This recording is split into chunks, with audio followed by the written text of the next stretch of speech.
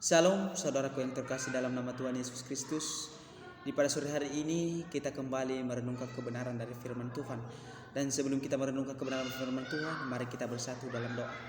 Tuhan Yesus, kami bersyukur buat sore hari ini, buat kasih, buat penyertaan Tuhan dalam hidup kami. Dan bentar Tuhan, kami mau mendengarkan kebenaran dari firman-Mu. Tuntut kami, biar kami bisa menyampaikan kebenaran firman-Mu sesuai dengan kehendak-Mu. Roh Kudus, urapi setiap kami. Berkuasalah untuk kami Tuhan, bertatalah di atas kami. Di dalam nama Tuhan Yesus, kami merenungkan firman-Mu. Haleluya. Amin. Saudaraku yang terkasih dalam nama Tuhan Yesus Kristus, dalam perjumpaan kita sore hari ini, kita belajar dari kitab kisah para rasul yang saya buat temanya adalah kamu menjadi saksiku. Dan hal ini kita akan membacakan firman Tuhan, kisah para rasul 1 ayat yang ke-8 dengan bunyi, tetapi kamu akan menerima kuasa kalau Roh Kudus turun ke atas kamu, dan kamu akan menjadi saksiku di Yerusalem dan di seluruh Yudea dan Samaria dan ke ujung bumi. Saudaraku yang terkasih dalam nama Tuhan Yesus Kristus, menjadi saksi Tuhan adalah orang-orang percaya. Orang percaya berkata adalah saksi Kristus di tengah-tengah dunia ini. Menjadi saksi berarti kita harus mengenal dengan benar siapa yang hendak kita saksikan agar kesaksian kita tidak salah. Di sini ditekankan bahwa menjadi saksi bukan berarti kita harus mengetahui atau mengenal siapa yang kita hendak saksikan di tengah-tengah hidup kita ini. Banyak orang Kristen beranggapan bahwa perbuatan baik, bangun gereja yang indah. Tapi salib adalah sebuah kesaksian orang Kristen kepada dunia ini. Ini betul. Tetapi dalam ayat ini kita belajar tentang kesaksian yang Tuhan maksud bukan sekedar menampakkan kekristenan kita, tetapi kesaksian itu adalah buka mulut dan berbicara tentang Yesus. Di manakah kita bisa menjadi saksi Tuhan? Atau di manakah kita bisa bersaksi?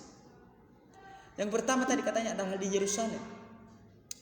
Berkata di Yerusalem, saudaraku yang terkasih dalam nama Tuhan Yesus Kristus, adalah berbicara di lingkungan kita. Berbicara di lingkungan kita yang paling dekat dengan kita. Artinya adalah yang dekat dengan kita adalah keluarga kita. Mungkin di seluruh kita orang-orang percaya ini banyak keluarga kita, bahkan saudara kita, bahkan orang tua kita, bahkan abang kita, kakak kita, adik kita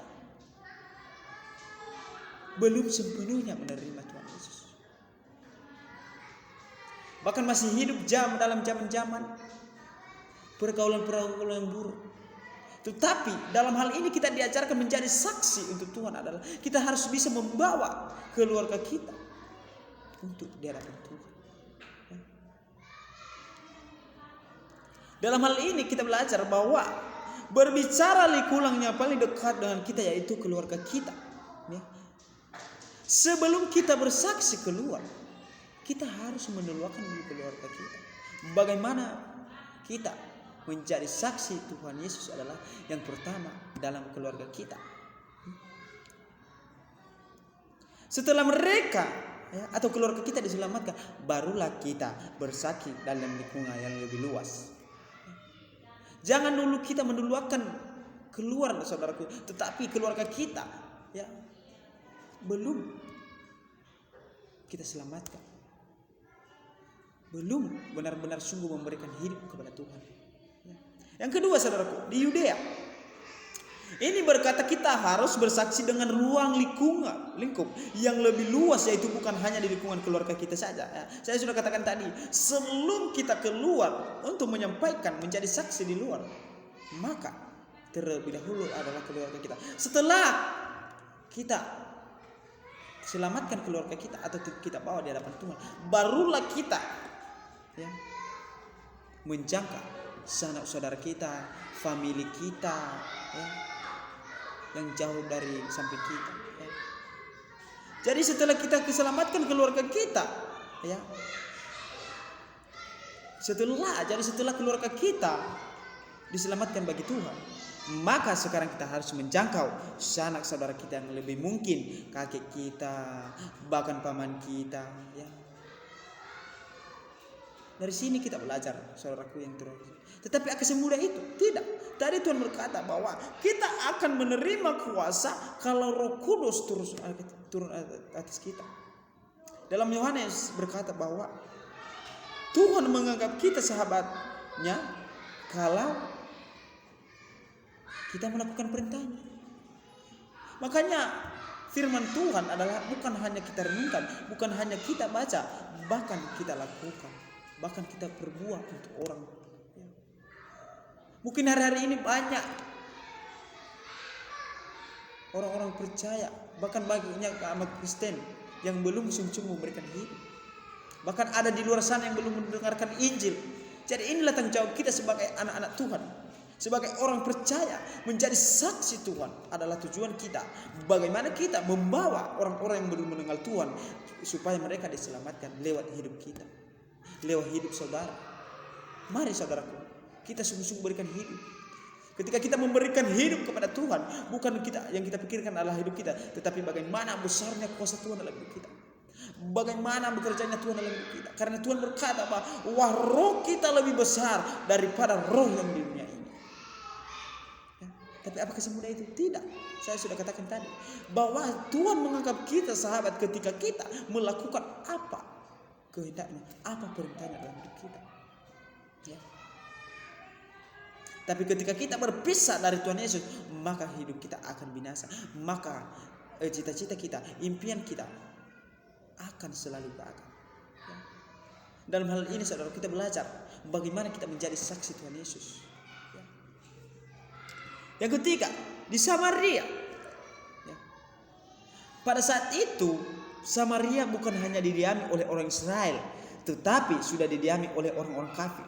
Oleh sebab itu Samaria mempunyai arti bahwa kesaksian kita juga harus menjangkau orang-orang yang belum mengenal Yesus. Saya sudah katakan tadi bahwa di seluruh dunia ini masih ada yang belum mendengar atau mengenal Yesus. Siapakah Yesus juru selamat kita itu? Ya. Mungkin orang-orang itu adalah tetangga kita, bahkan teman kerja di kantor kita. Mungkin dalam hal kita berpikir bahwa mereka sudah mengenal Tuhan, tetapi kita belum tahu karena kita belum menyampaikan firman Tuhan kepada mereka. Kita belum tahu menjadi saksi kepada mereka bagaimana begitu besarnya Tuhan dalam hidup kita. Ya. Jadi merekalah kita harus bersaksi, kepada merekalah kita harus bersaksi. Ya. Yang keempat, sampai ke ujung bumi. Ya. Berkata ke ujung bumi adalah lingkup kesaksian kita adalah terakhir adalah sampai ke ujung bumi.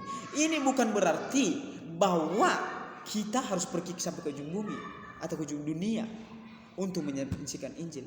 Bila bisa itu baik, namun sampai ke ujung bumi mempunyai arti bahwa di mana saja dan kapan saja kita harus menjadi saksi tentang Tuhan Yesus. Ya. Memang lebih baik kalau kita bisa sampai, tetapi di lingkup kita dulu, di Indonesia kita dulu, di bangsa kita, ya. Kita harus bisa menjadi saksi bagi mereka bahwa tanpa Tuhan Yesus hidup kita akan sia-sia. Tetapi ketika kita memberikan hidup kepada Tuhan Yesus sesuai dengan firman-Nya, aku adalah kebenaran dan hidup.